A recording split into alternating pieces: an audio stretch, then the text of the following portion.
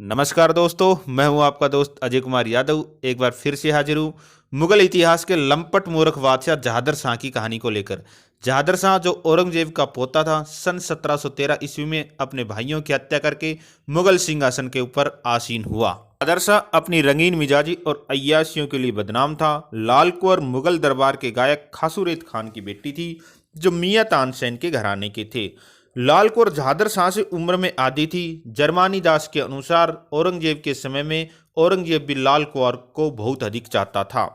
जब जहादर शाह ने प्रथम बार लाल कुंवर को गाते हुए देखा तो वह उसकी खूबसूरती पर लट्टू हो गया और उसको गोद में उठाकर अपने महल में ले गया और बार बार उससे गाना गाने का आग्रह करने लगा। जहादर शाह ने लाल कौर को अपनी रानी का दर्जा दे दिया और इम्तियाज महल का तमगा प्रदान किया।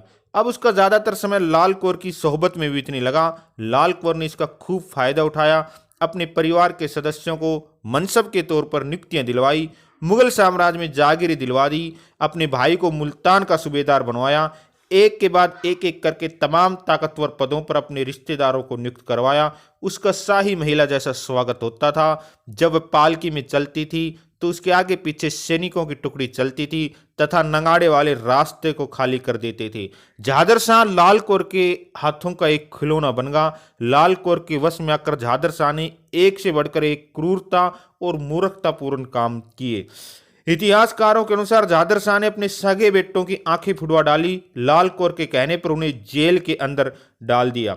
एक बार लाल कौर ने बादशाह से विनती की कि मैं लोगों की चीख पुकार सुनना चाहती हूँ। मैं देखना चाहती हूँ कि जब लोग मर रहे होते हैं या मृत्यु उनके समीप होती है तो कैसे चीखते पुकारते हैं। जहादर शाह ने कहा कि बेगम मौत के मंजर का दृश्य देखना चाहती हो। लाल कौर ने आंखों ही आंखों में बता दिया।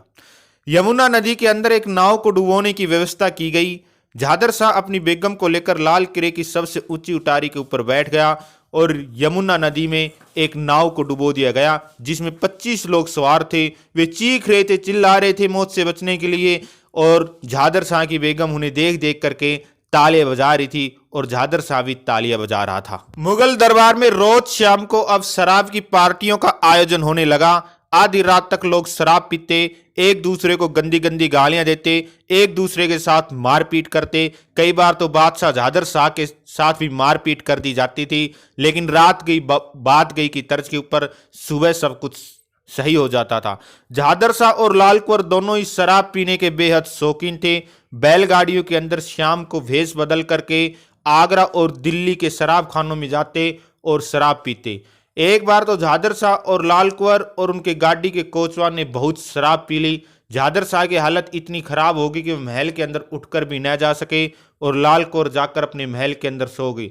सुबह को रहा मच गया कि बादशाह सलामत कहाँ गए, बादशाह सलामत कहाँ गए। देखा गया तो बादशाह सलामत अभी भी बैलगाड़ी के अंदर ही सो रहे थे। तब जाकर सबकी जान में जान आई। एक बार लाल कुंवर ने बादशाह से विनती की कि वो नंगे होकर के दरबार में जाए और नंगे होकर के दरबार लगाए।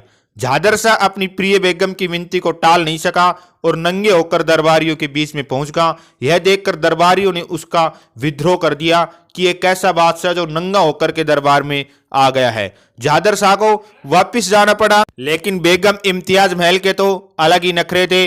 बेगम इम्तियाज महल ने जहादर शाह से कहा कि वह स्त्रियों के कपड़े पहन करके दरबार में जाएं और दरबार लगाए। जहादर साहब कई बार स्त्रियों के कपड़े पहनकर दरबार में जाने लगा और दरबार लगाने लगा।